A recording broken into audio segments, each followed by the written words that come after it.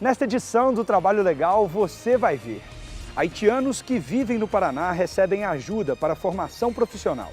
Especialistas e autoridades participam de debates sobre saúde mental e trabalho em Goiás. E a saúde mental do trabalhador é o tema da entrevista no estúdio, com a procuradora do MPT, Juliana Corbal. Tudo isso e muito mais você confere a partir de agora. Está começando o Trabalho Legal, um programa do Ministério Público do Trabalho em parceria com a Associação Nacional dos Procuradores do Trabalho.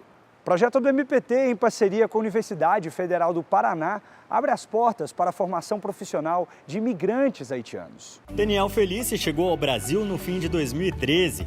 O primeiro passo era aprender português e ele foi fazer aulas na Universidade Federal do Paraná. Lá ele ficou sabendo de todas as possibilidades do programa que a universidade mantém em parceria com o Ministério Público do Trabalho e se tornou um dos primeiros beneficiados pelo projeto. O projeto começou no 2014 e 2015. Eu e alguns 4 ou 5 os outros estrangeiros, a gente entraram no primeiro grupo assim. E eu comecei a fazer direito em 2015 e agora estou no 4º ano. E eu acho muito importante, é um projeto importante, porque esse projeto não é só um projeto da reintegração dos estrangeiros, tem vários outros projetos. O programa Política Migratória e Universidade Brasileira tem o objetivo de apoiar o imigrante que busca refúgio no Brasil, por meio do incentivo à inserção na sociedade e à qualificação profissional. A iniciativa envolve diversos projetos, como aulas de português para estrangeiros, de história, de informática, além de assessoria jurídica e atendimento psicológico.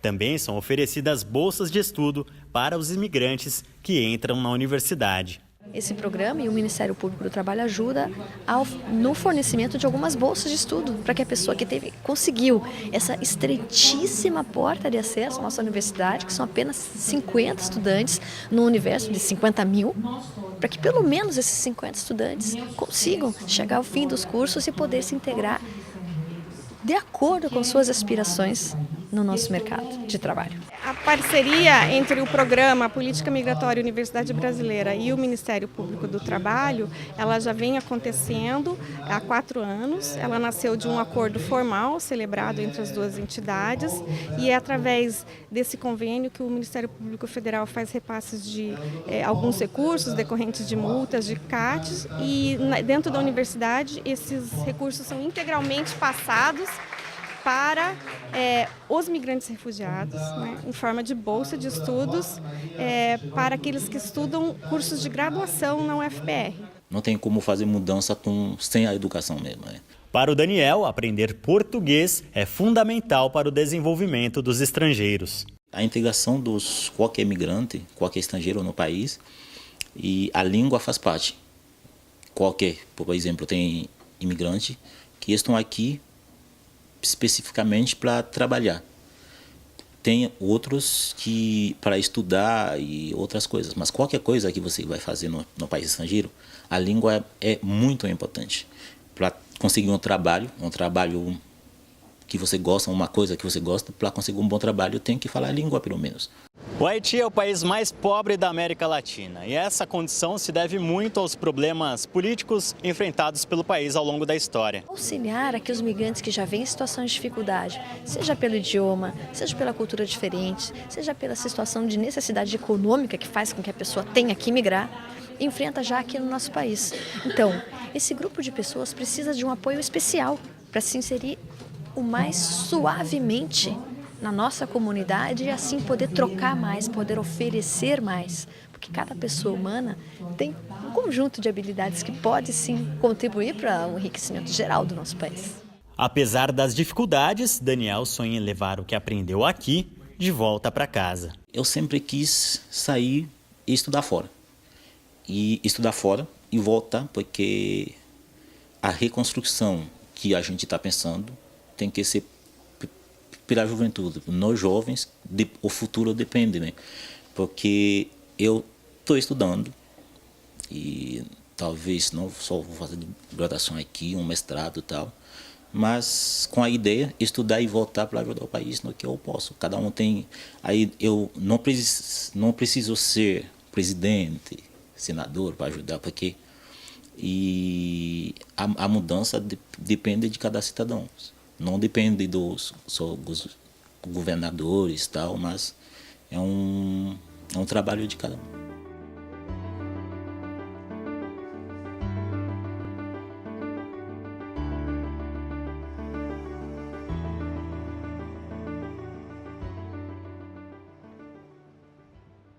A inclusão profissional de negros na televisão foi tema de audiência pública promovida pelo MPT no Rio de Janeiro. A audiência foi um desdobramento das notificações enviadas às principais emissoras de televisão do país, por meio do Grupo de Trabalho Raça, da Coordenadoria Nacional de Promoção à Igualdade e Combate à Discriminação. Foram expedidas notificações em face da Rede Globo, em face da Record e em face do SBT, com esse escopo, com o escopo de discutir com essas emissoras uma melhor e maior representatividade, não só na sua programação, mas no quadro funcional também. Então as notificações, elas trazem algumas obrigações que se espera, que se pretende que as emissoras cumpram. Eu sou representante da Frente Artística Negra, que é um coletivo, um coletivo de afinidade afrolaboral. A gente está junto a gente congrega uma série de artistas de vários setores. Eu sou da música, mas tem dança, tem artes plásticas, tem afroempreendedores de tudo quanto é jeito. E a gente se organizou exatamente para interferir ou para a gente se incluir nessa exclusão, dessa exclusão midiática que é proposta pela mídia oficial, que insiste em não reconhecer que o Brasil é um país de maioria negra. A representante da ONU Mulheres destacou a importância de cumprir os objetivos do desenvolvimento sustentável adotados pelos integrantes das Nações Unidas. Eliminar o racismo faz parte da agenda. Esse é um debate aqui da audiência pública promovida pelo Tribunal Regional do Trabalho do Rio de Janeiro, extremamente importante e que precisa se manter na agenda de uma forma permanente para que a gente possa realmente aí, rumo aos Objetivos de Desenvolvimento Sustentável, promover as mudanças necessárias para o Brasil. Quando você se vê num mundo refletido através de uma sociedade racista, você tem diversos problemas e diversos atravessamentos e se encontra em uma eterna contradição. O que nos é mostrado pela mídia é assim: o que é bom é branco, o que é belo é branco, o que é ruim é negro. É sempre aquela questão da estereotipação e hierarquização. O advogado da Associação Brasileira de Televisão, que tem como associadas a Rede Record, a CNT e a Rede TV, disse que o tema deve ser levado em consideração por todas as emissoras de comunicação. A associação entende muito importante esse assunto e deve internalizar esse assunto, né? E eu acho que é uma questão bem relevante. A população nossa é majoritariamente negra e eu acho que isso tem que ser levado em consideração por todas as emissoras, né? E é um assunto que tem que ser tratado, ser discutido. Já o representante da Associação Brasileira das Emissoras de Rádio e Televisão, que tem a Rede Globo entre os associados, disse que a liberdade de expressão deve ser absoluta e irrestrita e que as notificações do MPT serão analisadas pela ótica da preservação da liberdade de expressão e da igualdade plena no Brasil. A atuação que o Ministério Público desenvolve pela busca de uma representatividade negra melhor, do ponto de vista quantitativo e qualitativo, na grade, na programação das emissoras de TV e também no seu quadro funcional, ela tem amparo na Constituição Federal, nas normas de direito internacional das quais o Brasil é signatário e, mais especificamente, em dispositivo expresso do Estatuto da Igualdade Racial.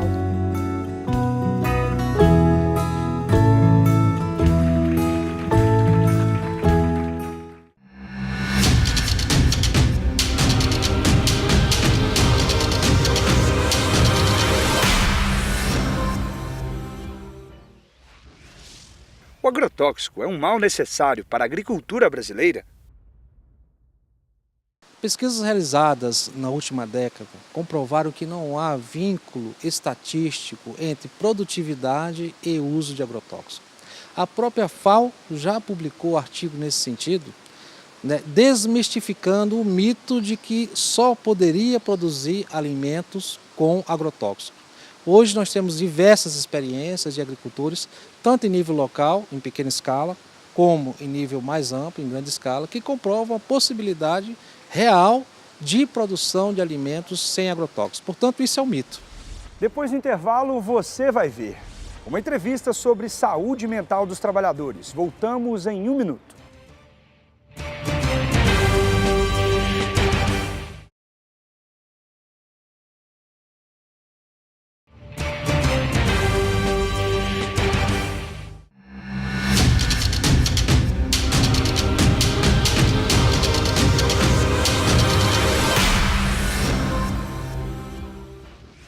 Qual a tendência do padrão mundial de uso de agrotóxico? O padrão de consumo de agrotóxicos no mundo inteiro tem sido direcionado para a redução drástica do uso de agrotóxicos. Você vê na Europa, por exemplo, cerca de 25% já de redução na última década em vários países, como a França, na própria Inglaterra, a Espanha.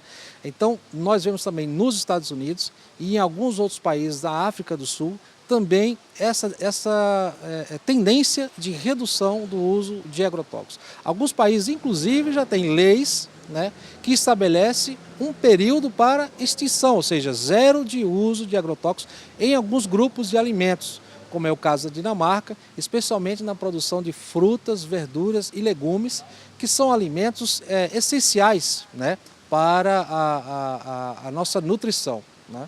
Então, a tendência mundial é essa. Infelizmente, no Brasil nós vemos uma tendência contrária, ou seja, na contramão da história, na contramão das políticas públicas que estão sendo implantadas em vários países do mundo inteiro. Isso porque há um excessivo ou uma agressiva articulação da indústria nesse sentido, para que possa avançar num consumo ainda maior dos agrotóxicos e, portanto, uma exposição ainda maior da população e do ambiente aos seus malefícios. A Procuradoria Regional do MPT em Goiás reuniu especialistas e autoridades para conversar sobre saúde mental no mundo do trabalho. Depressão, ansiedade. Todo mundo conhece alguém que sofre ou já sofreu com transtornos psicológicos.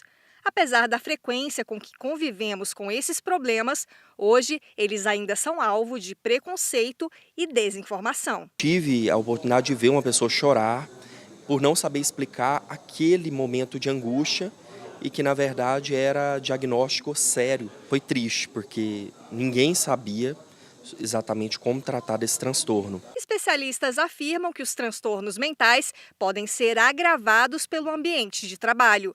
O MPT em Goiás organizou um seminário e convidou servidores, estagiários e prestadores de serviços terceirizados para discutirem o tema. A partir desse debate interno, levar também para a sociedade essa nossa preocupação no que diz respeito à saúde mental, aos afastamentos, à depressão, aos índices de suicídio. Então é de extrema importância essa mesa para que a gente possa construir modelos de atuação para nós, Ministério do Trabalho, internamente, bem como modelos de atuação externamente, para que nós possamos cobrar das empresas e fomentar esse tema dentro das empresas. A psicóloga Helenides Mendonça desenvolve pesquisas sobre saúde do trabalho. Ela explica que o trabalhador está mais exposto ao adoecimento. Nós temos uma aceleração do tempo cada vez maior, né? Quer dizer, o trabalhador ele tem que dar conta hoje de múltiplas tarefas. Ele não sabe, então, o que ele precisa. Ele precisa atender, ele precisa ter um perfil que é um perfil multiprofissional. E isso é muito difícil de conseguir resolver, não é? Ele tem que dar conta, então, de atender uma demanda que é muito volátil. As atribuições hoje em dia são também ambíguas, não é? Então você tem que resolver problemas extremamente ambíguos, complexos, né? E é isso que a gente tem visto, assim, esses são os grandes desafios. O psiquiatra Henrique do Prado Cabral explica que as condições de trabalho podem ser decisivas para desencadear ou agravar doenças mentais. É o sentimento do estresse, né? O estresse, ele como provocador de distúrbios latentes, né? A pessoa já tem alguma predisposição, né? Predisposições genéticas, psicossociais, e aí vem a questão do ambiente do trabalho levando a mais um fator de desequilíbrio para essa pessoa. O silêncio causado pelo preconceito sobre o assunto, o medo de se expor entre os colegas e até mesmo de perder o emprego são angústias de quem enfrenta transtornos mentais. Relacionado à intimidade da vida psíquica é muito pouco compartilhado, né? É uma reserva muito grande que a pessoa tem. Não é comum a pessoa chegar e contar dos seus problemas, das suas dificuldades, sequer do seu tratamento com um psiquiatra ou com algum profissional da saúde mental. O médico do trabalho, João Anastácio Dias, ressaltou a importância dos programas de prevenção estabelecidos pela legislação. Na área do médico do trabalho, que é o Programa de Controle Médico de Saúde Ocupacional, o PCMSO, que é obrigatório pela legislação atual. Muitas empresas ainda estão se adaptando a essas exigências. Muitas empresas ainda, principalmente pequenos empresários ainda desconhecem essa importância. O Brasil hoje ocupa o 8º lugar em número de suicídios no mundo, o que dá uma média aproximadamente de um suicídio a cada 45 minutos. E essa é talvez a pior face dos transtornos mentais que impactam a sociedade de diferentes formas e diferentes níveis, chegando a esse extremo. Segundo o juiz Fabiano Coelho de Souza, existem mecanismos jurídicos para proteger a saúde mental do trabalhador. Nós temos um complexo de normas jurídicas que asseguram a saúde mental no trabalho, a saúde como um todo, e precisamos de informação, de conscientização, né? E que as empresas também cumpram a legislação, no sentido da empresa não só fazer a parte dela, mas estimular também com que os trabalhadores possam participar do sistema de proteção legal. Para o juiz, as mudanças impostas pela reforma trabalhista têm impacto nesse contexto. Ela faz com que o trabalhador perca o sentimento de pertencer à organização e também o sentimento do próprio tomador de serviço em relação a esse trabalhador. Nós continuamos falando sobre esse assunto e vamos direto para o estúdio do Trabalho Legal. Olá, hoje a conversa aqui no estúdio é sobre saúde mental e eu recebo a procuradora do MPT, Juliana Corbal. Ela é vice-coordenadora nacional de defesa do meio ambiente e do trabalho. Seja muito bem-vinda, doutora. Muito obrigada pelo convite. Doutora, hoje, quando falamos em saúde mental, quais são os principais desafios? Como está essa relação, né, de trabalho e a saúde mental? Bem, na verdade, assim, nos últimos anos, houve um desenvolvimento muito grande no que se refere aos estudos relacionados com a saúde mental. E, mais especificamente, a saúde mental relacionada ao trabalho. É possível afirmar, por exemplo, que hoje já existe um estudo muito abrangente da psicodinâmica do trabalho, ou seja, desse estudo de como se dá a dinâmica entre as relações do trabalho e o ambiente, ou seja, o trabalhador e o ambiente de trabalho. Como é que se dá essa dinâmica do trabalhador com o ambiente? E isso tem permitido identificar como certos males podem prejudicar um trabalhador no que se refere ao seu aspecto mental. Sempre se falou muito sobre a questão dos problemas físicos que poderiam ser gerados ao trabalhador em razão da sua atividade. E hoje já se questiona também, olha, esses problemas também podem prejudicar mentalmente o trabalhador? O que pode ser gerado, o que não pode? Então, tem havido muitos avanços no que se refere a esses estudos, e esses estudos têm sido feitos não apenas pela medicina, mas sim por várias ciências, no sentido de identificar em que aspectos o trabalho pode prejudicar a questão mental mesmo do trabalhador.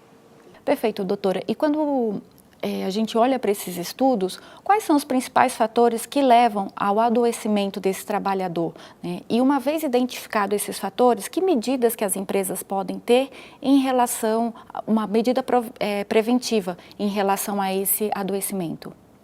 Bem, os fatores que levam a um determinado adoecimento, eles são diversos. Eu posso citar assim, alguns principais que podem ser identificados no dia a dia de uma gestão empresarial. Porque quando a gente fala da saúde mental e quando a gente relaciona a dinâmica empresarial, a gente tem que olhar especialmente para como se dá essa gestão do trabalho dentro de uma empresa. E por que eu digo isso? Porque existem inúmeras circunstâncias que podem prejudicar o ambiente sadio. O trabalho, ele precisa ser feito num ambiente sadio. Uma das grandes questões que nós falamos também, quando se trata da questão de saúde mental, é como os acidentes de trabalho, eles podem interferir também na questão mental do trabalhador, porque ele acaba se acidentando, tem uma lesão física, mas ele vai ter uma série de implicações para a sua vida pessoal, para a sua família. Então, a pessoa ela pode não, digamos assim, não dar conta daquela lesão, aquela incapacidade às vezes pode ser permanente ou pode ser temporária, mas cada qual reage de uma forma. E então a gente pode indicar também que nesses setores em que há grande exposição, por exemplo, a substâncias nocivas, em que existe grande chance de acidentes de trabalho, existe uma possibilidade maior de que aqueles trabalhadores venham a adoecer do ponto de vista mental, talvez com uma probabilidade maior. Doutora, e nesse cenário, qual a importância da atuação do MPT? A resposta você vê no próximo bloco. Vamos para um rápido intervalo.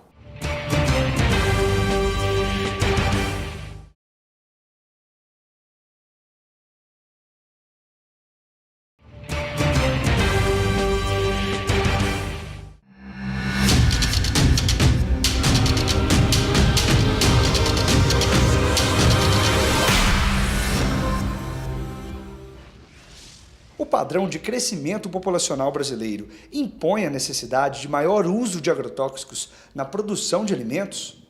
As culturas que estão sendo produzidas no país, a partir da base tecnológica que está sendo adotada pela agricultura brasileira, dita moderna, na verdade ela tem intensificado a dependência química dessas substâncias e, por consequente, a exposição da população e do ambiente aos riscos produzidos por esses agrotóxicos. Para você ter uma ideia, nós elevamos em 162% a dependência em relação aos agrotóxicos e aumentamos apenas 50% a nossa produtividade, o que demonstra, mais uma vez, que a produtividade não está associada ao uso de agrotóxicos. E a nossa população, a população brasileira nesse período, cresceu apenas 16%, ou seja, 10 vezes menos. Portanto, demonstrando novamente que o consumo de agrotóxicos não está associado ao aumento da população ou à oferta de alimentos na população brasileira. Estamos de volta com a doutora Juliana Corbal falando sobre saúde mental. Doutora, qual a importância da atuação do MPT e quais são os instrumentos que ele possui? Esse tema ele envolve um grande estigma, o que significa que as pessoas têm medo de encarar, têm medo de mostrar que elas têm um problema relacionado com a saúde mental. Então, uma das grandes importâncias para mim na atuação do MPT é que nós podemos fazer essa atuação no âmbito da tutela coletiva, ou seja, nós podemos tornar essa atuação impessoal. Não é necessário que um determinado trabalhador enfrente aquela determinada empresa para tentar o reconhecimento daquilo. Pode ser feito? Pode. Mas quando nós falamos de MPT, nós podemos dirigir uma investigação que vá levar em consideração a situação do ponto de vista coletivo. Então, vai ser identificado se aquela situação está acontecendo naquela empresa e está gerando um determinado problema e que isso significa que aquela empresa tem questões a serem resolvidas do ponto de vista da gestão empresarial. E isso faz, digamos assim, fortalecer a possibilidade que o trabalhador tem de enfrentar o tema, porque ele não está sozinho. Ele sabe que existe uma instituição que pode auxiliá-lo também a resolver essa situação. Nós trabalhamos na perspectiva da prevenção e nós trabalhamos também na perspectiva da repressão. Então, para o MPT, não é só importante identificar e incentivar que as empresas verifiquem como estão os riscos psicossociais dentro do ambiente de trabalho, que as empresas mudem sua forma de gestão, que as empresas diagnostiquem, por exemplo, determinados problemas que tenha dentro da empresa. Então, assim, eu acho que quanto mais investimentos houver nessa área, muito melhor. quanto mais houver os olhos voltados, digamos assim, para esse problema, olha, existe esse problema, todas as tecnologias, esse tipo de comunicação, as coisas estão mudando tanto, as formas de relação interpessoal estão mudando, e isso vai se refletir também nas relações de trabalho, não tem como evitar. E então, assim, o trabalhador, ele precisa estar atento, ele precisa sentir, ele precisa saber se ele está tendo mudanças no seu comportamento, se ele está se sentindo mais estressado, se ele está mais propenso, por exemplo, ao alcoolismo, se ele está se sentindo esgotado, se ele está com medo, se ele está tendo sintomas que não eram típicos, digamos assim, dele, não era nada que ele estava habituado, digamos assim, ele precisa procurar apoio. Um apoio de um especialista que possa auxiliá-lo no que se refere a esse transtorno mental e que ele procure também o MPT para apresentar uma denúncia, ele pode procurar o sindicato dele, que ele pode, de repente, levar esse problema e ele identifique, digamos assim, todas aquelas circunstâncias dentro de um ambiente de trabalho que podem servir de elemento para que seja feita uma investigação, por exemplo, pelo Ministério Público do Trabalho. Então, nós estamos disponíveis para analisar, nós dispomos digamos assim, do conhecimento, da experiência, para saber se uma situação dessa, ela tem essa perspectiva coletiva, ela envolve esse ambiente de trabalho através de uma gestão irregular daqueles trabalhadores, através de um estresse desnecessário, e nós vamos adotar as medidas cabíveis nesses casos. Doutora, muito obrigada pela entrevista, até uma próxima oportunidade. E agora a gente fica com a nossa dica de leitura.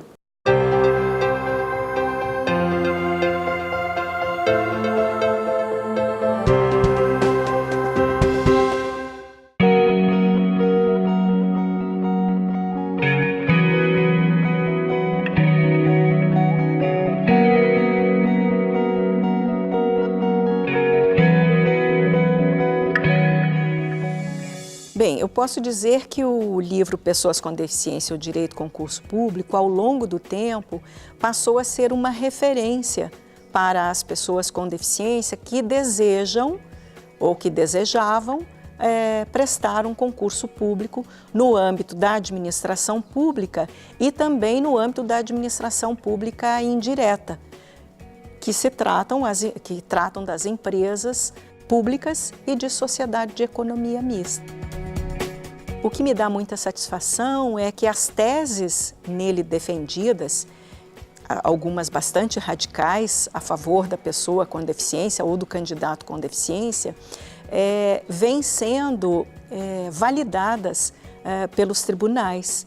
A mais recente diz respeito à administração pública indireta, sociedades de economia mista e empresas públicas, que também devem observar os critérios da consolidação das leis do trabalho, né, na contratação, quando da contratação desses trabalhadores que passaram pelo concurso público. Então, essa tese que eu defendia de que a empresa deverá, ao final de um concurso público, empresa estatal e sociedade de economia mista, ao final do concurso público deve contratar todos os candidatos com deficiência.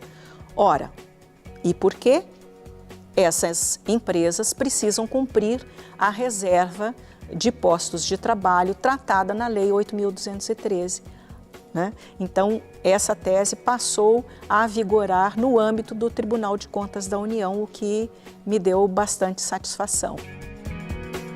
Ele é um livro gratuito, ele está online, ele está na página da Secretaria de Direitos Humanos, está na página da Associação Nacional dos Membros do Ministério Público e outras tantas instituições aí que me prestigiam, né,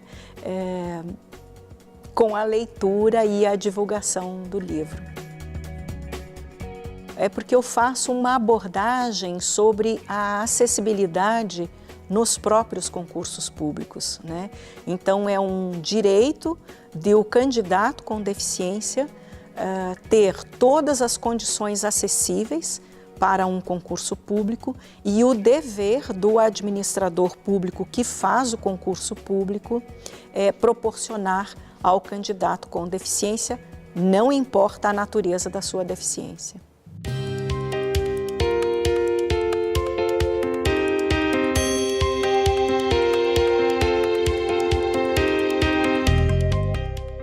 Chegamos ao fim de mais um Trabalho Legal e antes de encerrar, lembro que a sua contribuição é muito importante para a gente. Por isso, sugestões de reportagens podem ser enviadas para trabalholegal.pautas@gmail.com.